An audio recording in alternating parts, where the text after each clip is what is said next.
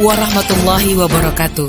Sahabat Buya Milenial, dimanapun berada, kali ini kita akan membahas gambaran surga menurut Al-Quran dan hadis. Surga merupakan bukti yang paling besar bahwa Allah sangat menyayangi hamba-hambanya yang selalu taat dan tunduk kepadanya. Karena hanya hamba yang taat saja yang akan memperoleh kenikmatan surga tersebut. Luar biasanya, semua kenikmatan yang ada dalam surga tidak pernah dibayangkan dan dilihat serta dirasakan oleh manusia. Dalam artian, seindah-indahnya pemandangan yang kita lihat, itu tidak menggambarkan sedikit pun keindahan surga. Cerita surga tentang keindahan dan kenikmatannya yang kita dengar atau yang kita baca dari buku, itu hanya gambaran belaka. Aslinya jauh lebih indah dan nikmat dari yang didengar dan dibaca. Yang terbersit dalam hati kita tentang surga melebihi itu semua. Allah berfirman dalam Quran surat As-Sajdah ayat 17, maka tidak seorang pun mengetahui apa yang disembunyikan untuk mereka, yaitu bermacam-macam nikmat yang menyenangkan hati sebagai balasan terhadap apa yang mereka kerjakan. Allah Subhanahu wa Ta'ala sudah menjanjikan surga bagi hambanya yang beriman, bertakwa, rajin beribadah, berbuat baik, dan selalu mentaati dan mengikuti syariat Rasulullah Sallallahu Alaihi Wasallam. Lantas, bagaimana gambaran kehidupan surga itu yang sudah dijanjikannya? Berikut ini kami rangkum, hanyalah gambaran sebagian kenikmatan di surga berdasarkan Al-Quran dan hadis. Sebelumnya, jangan lupa like, subscribe, dan share. Apa yang kamu tahu, yang lain juga harus tahu. Tanah surga. Surga tidak diciptakan dari tanah dan batu, sebagaimana di dunia. Akan tetapi, tanah di surga tercipta dari minyak kasturi dan za'faran, jenis tumbuh-tumbuhan. Jika disentuh, kehalusannya laksana darmaka, yaitu tepung putih yang halus dan lembut. Gambaran yang diceritakan Rasulullah, tanah surga itu memiliki sifat-sifat sebagai berikut. Warnanya putih bersih, teksturnya lembut alias empuk dan halus, dan aromanya wangi.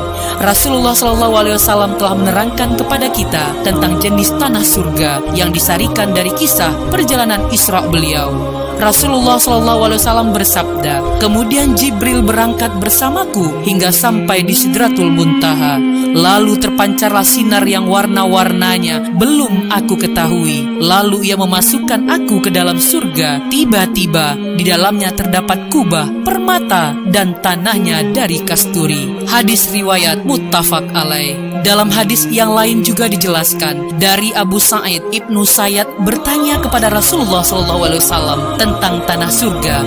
Beliau menjawab, seperti darmaka yang berwarna putih, seharum kasturi murni. Hadis riwayat Muslim. Arti darmaka adalah ad-daqi al-huwara, yakni tepung yang berwarna putih. Jika darmaka dari sisi warna sudah berwarna putih, lalu Nabi masih mensifatinya dengan bayda atau putih, maka hal itu menunjukkan bahwa warna putih pada surga itu diberi ta'kid, yaitu impresi tekanan makna yang berlipat. Jadi tanah surga itu bukan hanya putih, tapi benar-benar putih bersih. Rasulullah menyerupakan tanah surga dengan tepung juga untuk menunjukkan betapa tanah surga itu empuk, halus, dan lembut. Tidak ada bagian tanah di surga yang membuat kaki terasa sakit ketika diinjak. Tidak ada bagian tanah yang tajam, dan tidak ada tanah yang membuat tidak nyaman ketika dilewati. Rasulullah juga menyerupakan tanah surga itu bagaikan parfum misik yang murni. Artinya, tanah surga itu baunya sangat wangi. Tidak ada aroma busuk, anyir, apek, amis, dan semua bau kurang sedap yang tidak disukai manusia. Hanya saja, sehebat apapun imajinasi kita, maka tanah surga jauh lebih indah dan wah daripada imajinasi terliar kita.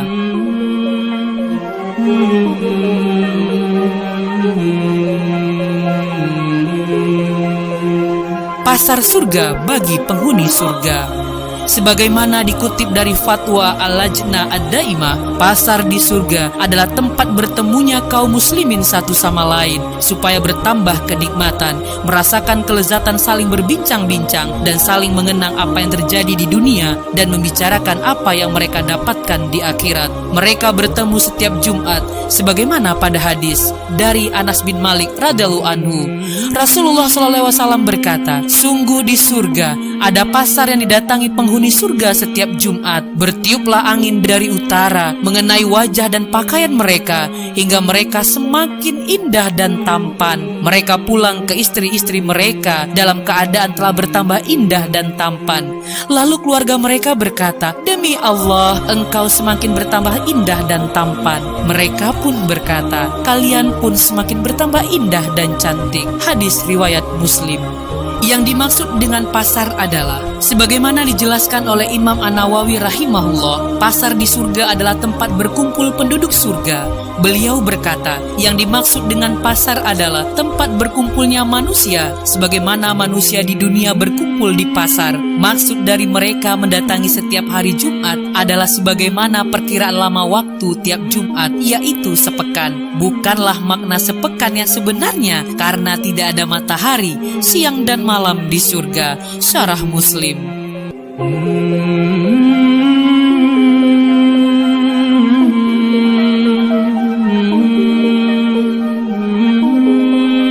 Istana surga. Allah Subhanahu wa Ta'ala juga telah menyiapkan bangunan untuk ditinggali umatnya di surga kelak. Bahkan bangunan tersebut tidak ternilai harganya karena bahan-bahan pembuatannya yang sangat megah. Bangunan yang akan dihuni manusia kelak saat berada di surga ternyata terbuat dari bahan-bahan yang luar biasa. Jika di dunia bahan untuk bangunan hanya terdiri dari tanah, bata, semen dan lain sebagainya, namun di dalam surga bangunan-bangunannya terbuat dari emas, perak, mutiara, misik, yakut dan za'rafan. Abu Hurairah radhiyallahu anhu meriwayatkan, Rasulullah SAW bersabda, bangunan di dalam surga itu batanya terbuat dari emas dan perak, semennya terbuat dari misik yang harum, kerikilnya terbuat dari mutiara dan yakut, pasirnya dari za'faran. Barang siapa yang masuk ke dalam surga, ia akan merasakan kenikmatan yang tiada putusnya, kekal dan tidak akan mati. Pakaiannya tidak pernah usang dan masa muda yang tidak pernah tua. Al-Jami'u As-Saghir.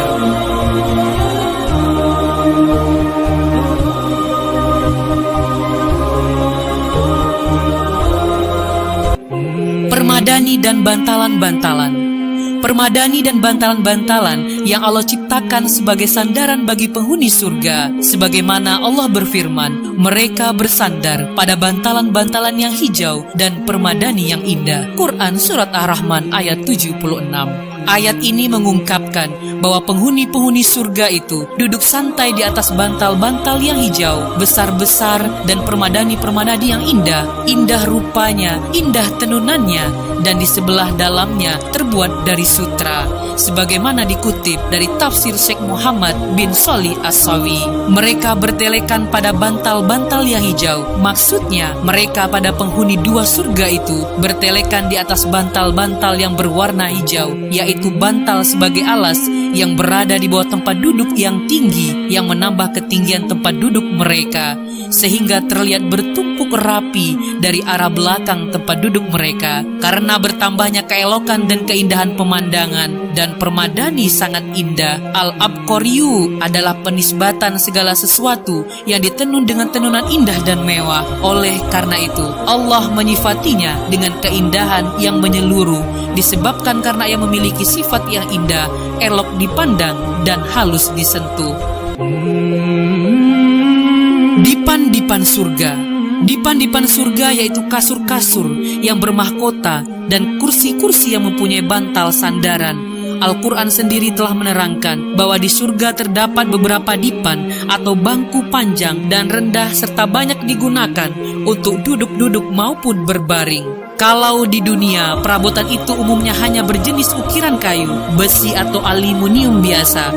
Namun di surga kelak, dipan-dipan yang disediakan oleh Allah adalah berlapis emas dan permata. Hal ini sebagaimana ditegaskan dalam firman-Nya, berada di atas dipan yang bertahtakan emas dan permata. Quran Surat Al-Waqiah ayat 15. Mereka bersandar di atas dipan-dipan yang berderetan. Quran Surat At-Tur ayat 20. Dan di ayat lain juga disebutkan, di dalamnya mereka duduk bersandar di atas dipan. Mereka tidak merasakan di dalamnya teriknya matahari dan tidak pula dingin yang berlebihan. Quran Surat Al-Insan ayat 13.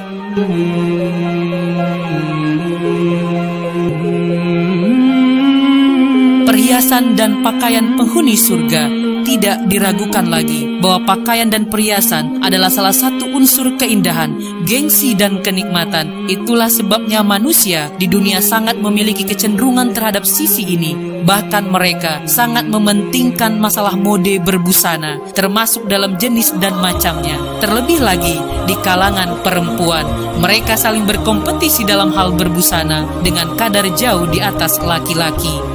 Allah menguji hamba-hambanya dari kalangan orang-orang beriman laki-laki. Mereka tidak diperkenankan menggunakan sutra dan emas, namun dihalalkan untuk perempuan.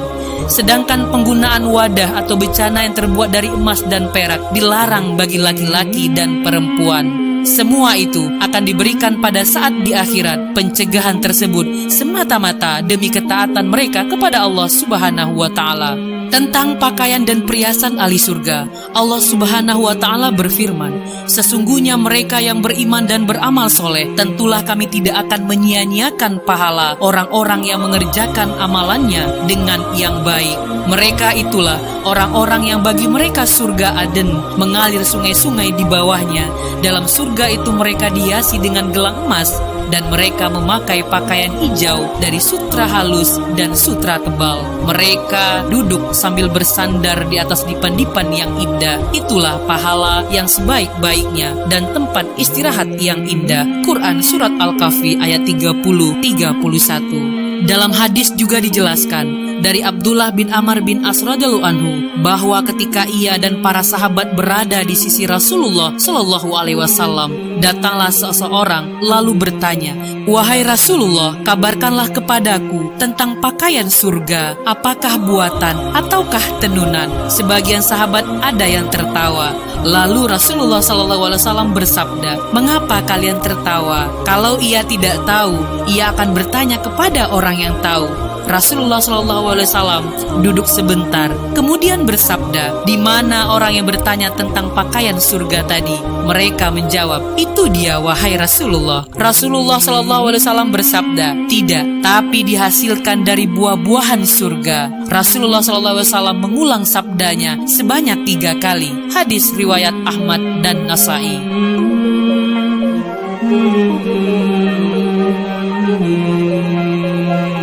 Makanan dan minuman surga. Dalam Al-Quran telah dijelaskan bahwa ketika di surga nanti akan mendapatkan berbagai macam kenikmatan yang tidak kita dapatkan di dunia.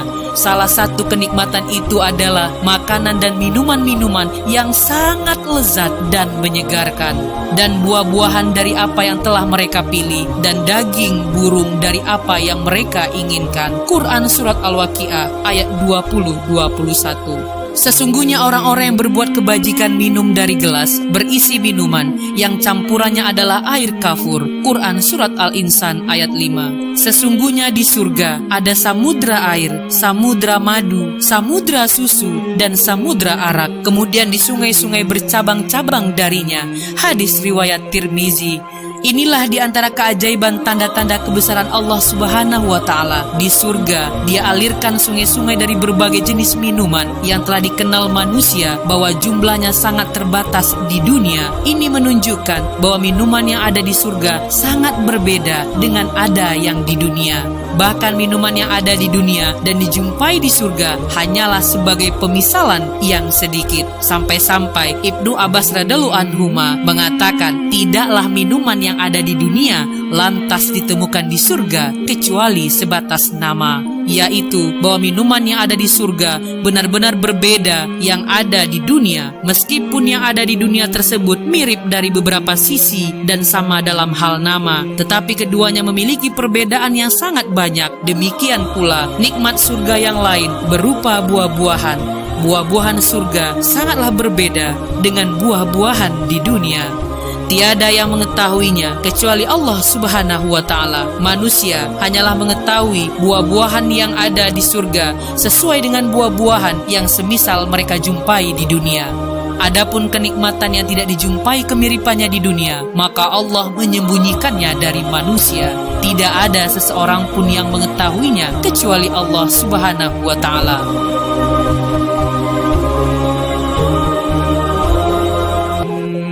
Bidadari-bidadari surga. Di surga sana Terdapat makhluk yang begitu cantik yang belum pernah seseorang pun melihat ada makhluk yang secantik itu, dan mereka sangat pemalu dan terjaga, sehingga kecantikan mereka hanya dinikmati oleh suami-suami mereka di surga. Adapun bentuk fisiknya diantaranya terdapat dalam ayat Al-Quran dan hadis. Dan ada bidadari-bidadari bermata jeli laksana mutiara yang tersimpan baik. Quran Surat Al-Waqiah ayat 22-23. Rasulullah SAW bersabda, sekiranya salah seorang bidadari surga datang ke dunia, pasti akan menyinari langit dan bumi dan memenuhi antara langit dan bumi dengan aroma yang harum semerbak. Sungguh tutup kepala salah seorang wanita surga itu lebih baik daripada dunia dan seisinya. Hadis riwayat Bukhari dan Muslim. Sahabat Buya Milenial, demikianlah gambaran surga menurut Al-Quran dan hadis. Semoga kita Allah perkenankan untuk memasuki surganya. Amin ya rabbal alamin. Wallahu alam bisawab. Assalamualaikum warahmatullahi wabarakatuh.